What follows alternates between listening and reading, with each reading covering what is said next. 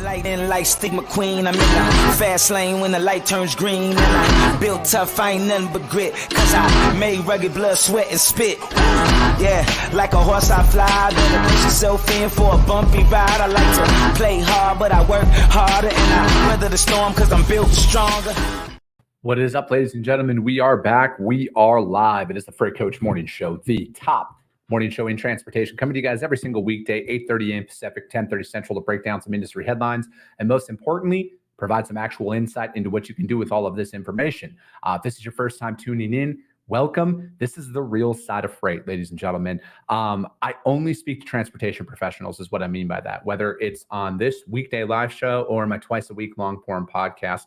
I only speak to individuals who have done what you're looking to do or who are currently doing what you're trying to achieve, so we can put the right information out there that you can apply, utilize, and see a meaningful difference in your business and your life. It's one of the many reasons why I proudly fly this American flag behind me every single day. A, we're the greatest nation on earth, but B, I'm living my American dream, and I want to help each and every one of you live yours as well. It's Monday. I got freight delivering right now. So and also, if this is your first time tuning in, I've been in the industry for a long time. If you're kind of like, who the hell is this guy who calls himself the Freight Coach? The Freight Coach is a job title I gave myself when I started my own company, because I didn't want to call myself the CEO of a laptop. And I've been in this industry for a long time. I own a brokerage. I do all this media work and everything, and I'm just trying to put the right information out there, you guys, from my perspective only. And yeah, so that's what it is. It's Monday and freight. It's a holiday week as well. I know last week was DOT inspection week. It's a holiday week for these next 2 weeks as well. And we're going to get into a little bit of that strategy here. But before we do anything, as always, guys, I got to give a shout out to my friends over at VHub, vhubapp.com. Whether you're a broker, carrier, or a shipper, we all need access to trailers. And the best part for all my owner ops and for all my small fleets out there, you don't have to shut your operation down anymore because you have a trailer in the shop. You get paid to move these trailers as well, you guys. So what they're working on right now is they got like 150 dry vans out here in Staunton, Wisconsin, needing to get over to Milton, Ontario. You can offer a drop trailer pool out there to your customers, because these don't just have to be out of Staunton, Wisconsin, right? Like, you can reposition these down to Rockford, Illinois, or Chicago. There's a ton of freight that goes between Chicago and Toronto. And now you can offer a drop trailer solution to get in the door with some of those enterprise level shippers. They also have the same thing going out of Paragould, Arkansas, heading up to Mississauga, Ontario. You know, you get 1,000 Canadian to do that. So same situation there, you guys. I got a couple, it's like 150 drive-ins out there. You can move them over to Louisville or Lexington or Indianapolis. They just got to end up down there or up there in Canada. And then finally, they got a bunch of trailers. They got like 160 of them left here out of San Diego, which is Ron Burgundy's hometown, going all over the country. Like, they got Dallas, Chicago, Indianapolis, Memphis, Atlanta. Like, it's literally everywhere. So hit them up, you guys, vhubapp.com. My friends Stacy Steen and Zach Lonergan, they will be in the audience. Just do me a favor, let them know that the Freight Coach sent you. All right, Tracy St. Clair, what is up? Good morning. She's watching over on YouTube. Sean Covell, it's Manic Monday. Let's fucking go. Freight Coach worldwide. Thanks for tuning in, man. Jonathan Walschlager, good morning, sir. Happy Monday to you. Dylan Turner, good Monday. Let's go. He's watching over on YouTube as well, you guys. Jonte Reed, good morning. Thank you for tuning in. Dylan, I also put that link over to YouTube. Dylan did that because he was one of the ones who brought up to my attention that LinkedIn was kind of like spotty on the stream and everything, and then he wasn't getting notified. So he jumped over to YouTube and started watching the live stream over on YouTube, and he hasn't had any issues over there, you guys. And then let's see here. Sonny Sharma, what is up, Orange Shirt Gang? Let's go. Papa Freight in the house. Says good morning from Chattanooga. Dude, nice, man. Dude, that's good to see that you're about to go on What the Truck, man. Have a great day, and good luck to you out there as well, my man. I appreciate it. Vitaly Becker, he's out there bridging our Canadian and American relations out there. Julia Olaskoga, she says, good morning, Freight fam. Let's get it. She's trying to get 200 followers this week for One Call Logistics. Go over and follow One Call Logistics for Julia. You guys, get her up there. She hustles not only as a sales rep, because I see her posting her freight all the time, but she is synonymous with the brand One Call Logistics, because literally every single time she tunes into my show, she says it. I appreciate the hustle. So go over there and follow Julia. Zach says, good morning, gang. He's watching over on YouTube. All right. So holiday week this week, you guys, do not wait until Friday or Thursday to find out about holiday freight. Okay. About holiday anything this week. Get ahead of it today. Like, use these days right now to call all your shippers and receivers and find out, what do their holiday hours look like? Are they closing early on Friday? Is it normal operations? Are they going to be open on Monday? Are they not? Because just because somebody historically is 7 to 3 first come first serve doesn't mean that they're going to be there during that time over a holiday. And not only does it show how proactive you are in operating your book of business, but set your carriers up for success, right? Because no one's going to want, like, these guys are going to literally have to sit on these loads until Tuesday, right? With the holiday on Monday. So get ahead of it today. You guys, do not wait at all. Don't wait till the last minute. I have literally sent out that exact message to all of my customers already to find out what's their holiday hours going to look like. And because, like, I want to be prepared, right? I want all my driver partners to know this, so they don't get stuck holding on to that stuff. And then furthermore, for any loads that you have moving over the holiday, find out where our drivers are going to be parked, right? Find out, are they dropping the trailer at a drop yard and then they're moving their truck? Because, a lot of us, if we have drivers on tracking, they're going to show in one area at their house and then their trailer might be somewhere else. So find this information out. Find out, is this a secure facility? Is it, whatchamacallit?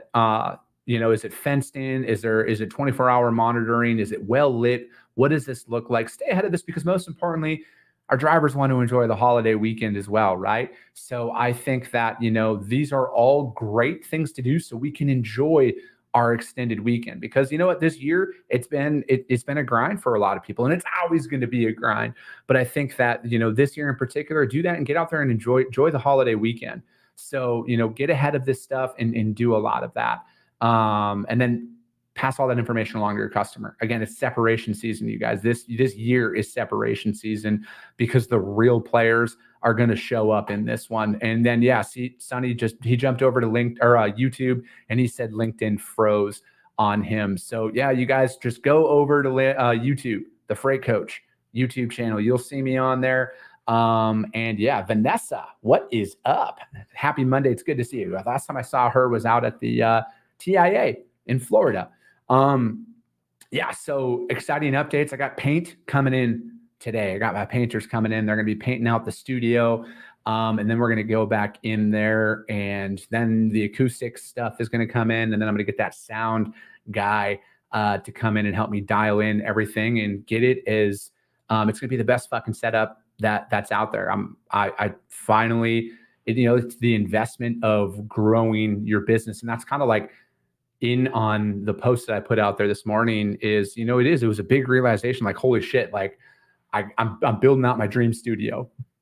When I first hit record on my broken laptop back in 2020, and again, you can see all the early videos and everything over on YouTube, just like you can see and listen to my first podcast on iTunes and Spotify, because I want to take that step down, because I want to show you guys the real side of growing this stuff out, because it has been a challenge. It's going to continue to be a challenge, right? Like, every time you grow and scale, it's going to be a challenge. And it's crazy to think that, just a few short years ago, I was out of my bedroom, and now I'm building out a studio that is going to fucking look as good as Joe Rogan's, right? By the time I'm done with it, it's going to fucking be the best of the best.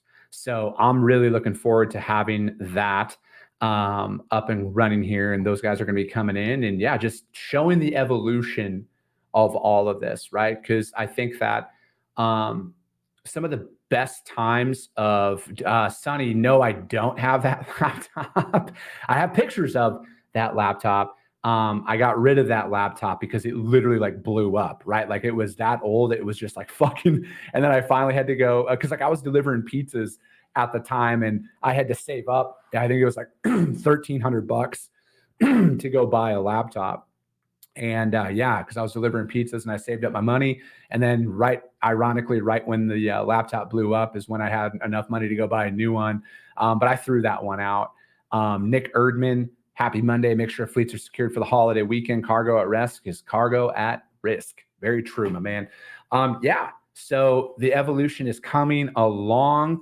See, look at this. Julia jumped over there as well. She said the quality is so much better on YouTube. Face, blue, wide eyes. There we go. There we go. I like it. I like it. See, that's good to know. John Radvansky said, jumped over to YouTube, better connection. Let's fucking go. All right. The proof is in the pudding, you guys. YouTube is clearly a better streaming option that's going on out there. Yeah. And then, also I'll just do a little bit of an update on,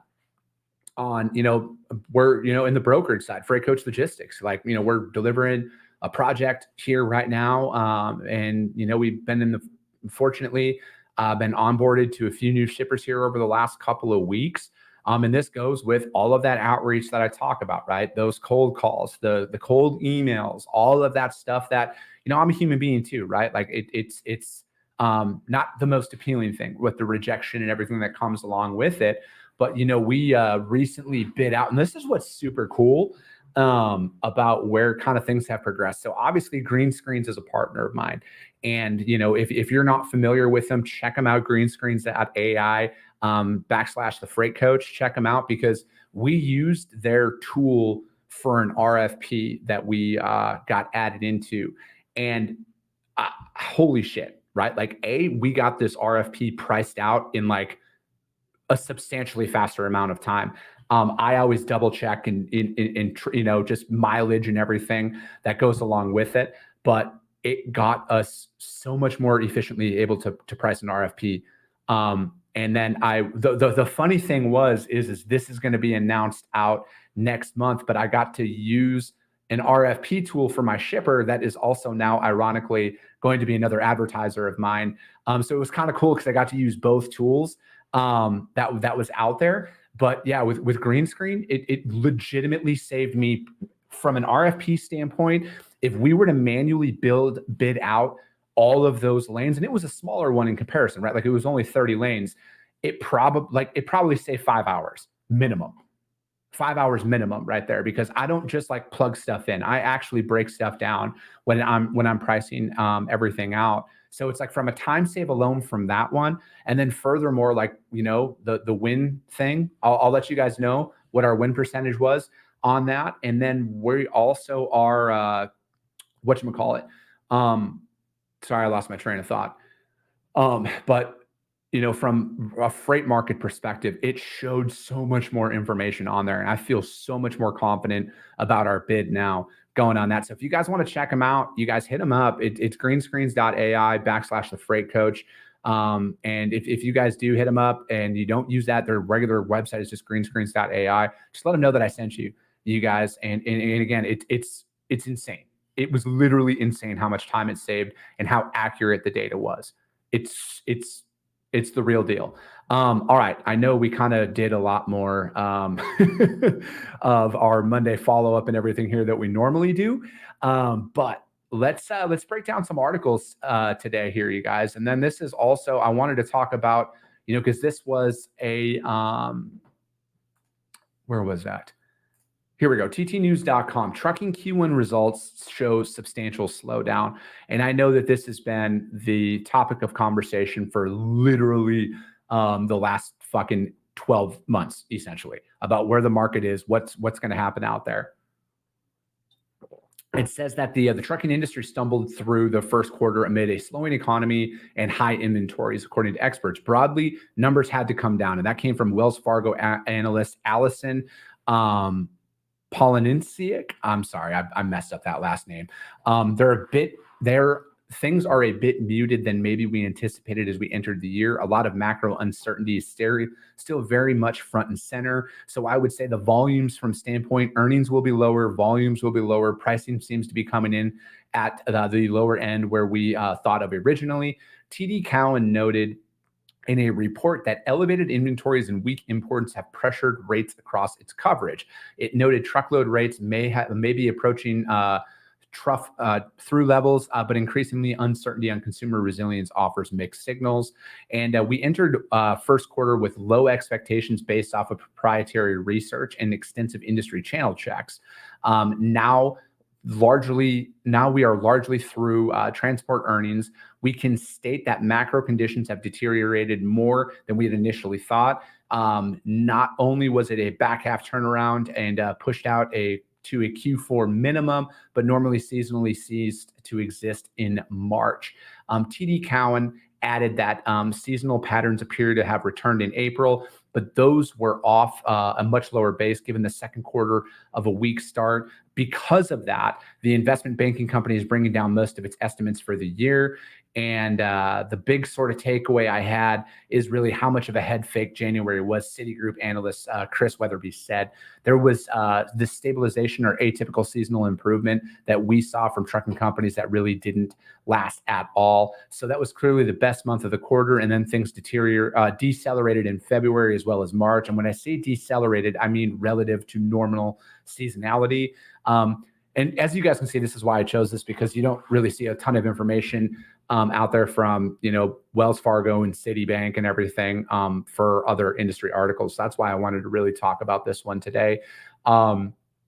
And then Weatherby noted that, obviously in a normal Q1, as Weatherby states in here, you would see things improving as it progresses. But this time, consumer weakness and inventory overhangs caused the exact opposite to occur. He noted some of the industry coming off of the active market during COVID that peaked at the end of 21. But he warns there are signs it could be more than that. Freight has been weak and rates have been dropping sequentially for more than a year now. I think we probably have done a good deal of burning off the excess, and we might now be kind of getting into something that more reflects of a weaker economic environment. Weatherby noted that market fundamentals and trucking companies may reflect a mild recession in terms of some economic weakness, but he noted that numbers aren't indicating something more severe at this point. Typically, the way seasonality works in the freight market is you get stronger as you progress throughout the year. Deutsche Bank analyst Amit Mahatora. Sorry, I botched that last name. I apologize. And then about the quarter. And so January is usually the weakest month, and February is still pretty weak. In March, you see some signs of life that was going on out there. And then we kind of see the races are off from where that really hasn't turned its head in the first quarter. He also added that in very little freight momentum in the market, but he does believe the worst is behind the industry at this point. He noted that there have been signs inventories are being worked down and import activity grew heading into the second quarter. He also noted there is uncertainty around how the hard times reflect going forward. I think there's a bunch of things that kind of came together to create a perfect storm. Those kind of things being that we have a very difficult macro environment where there's a lot of uncertainty out there. And that's obviously bleeding into the consumer psychology, but then exacerbating those dynamics, that the fact that there's been a huge over inventory position. And then Poliniak Cusick, excuse me, that's how you pronounce her name. Poliniak Cusick noted her main concern at this point is whether the industry is heading for another challenging pricing environment next year. She originally was anticipating that the second half of this year would start to look better with inventories resetting to a point where they have be replenished. We just don't know how that consumer situation is going to play out. Now we have layered in industrials, which is talking about some of the weaknesses as the back half of the year as well. So I would say all signs are pointing to maybe a little softer than we originally anticipated. So again, guys, obviously Wells Fargo, Deutsche Bank, Citigroup, excuse me, massive, right? Massive data to go with here. And it's, talking about the normal seasonality of it, and you're going to see this rate spiked again last week out there with DOT inspection week. And I had noted that you were going to see that. And then my gut is telling me rates will continue to stay elevated this week as well as next week. So if you're in the spot market, you should see a little bit of reprieve. I don't know how much. I'm not saying across the board. I'm just saying that in the overall data that I'm seeing right now, there's some reprieve that's going on out there. And then what you'll see in a typical standard, typically you would start to see volumes start to increase because, it's going to be June. But you'll start to see, a little bit of a lull. It'll spike up around the 4th of July, a little bit of a lull, spike up around Labor Day. That's coming up. And my gut is depending on how they handle inventory, right? Because as every single one of those analysts talked about right there, and this is why I got to get somebody from the JOC to come on here soon, because the JOC is all over well, really everything, but especially for import export. They're one of my closest followers. If you're not connected with Eric Johnson, Bill Cassidy, Ari Ash, all of those guys, Kathy Robertson, all over at the JOC, connect with them as well. Follow them because they're a really good data source as well from the information that they have.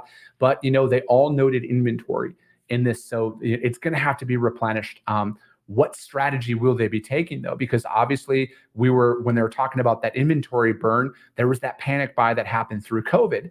And now here we are where inventory levels are starting to lower. How are they going to replenish? Are they going to be strategic in it, or are they going to buy it to have it again? Because again, as a retailer, I don't have a retail location, but my public school education thinks that if your shelves are bare, no one's going to buy from you, right? So how they handle this, I think they're going to take a lot more strategic approach to the way that they did during COVID, because obviously from a overall scale, things have seemingly tapered off and normalized.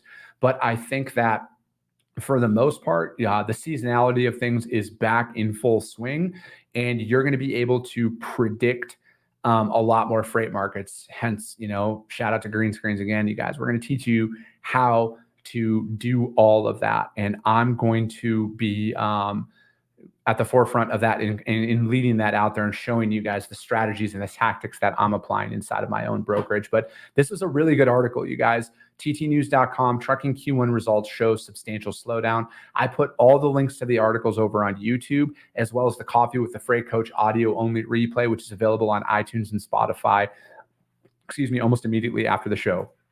Yes, Eric does have a podcast out there. He goes live on Twitter, LinkedIn. He goes live somewhere else as well. But yeah, he's out there.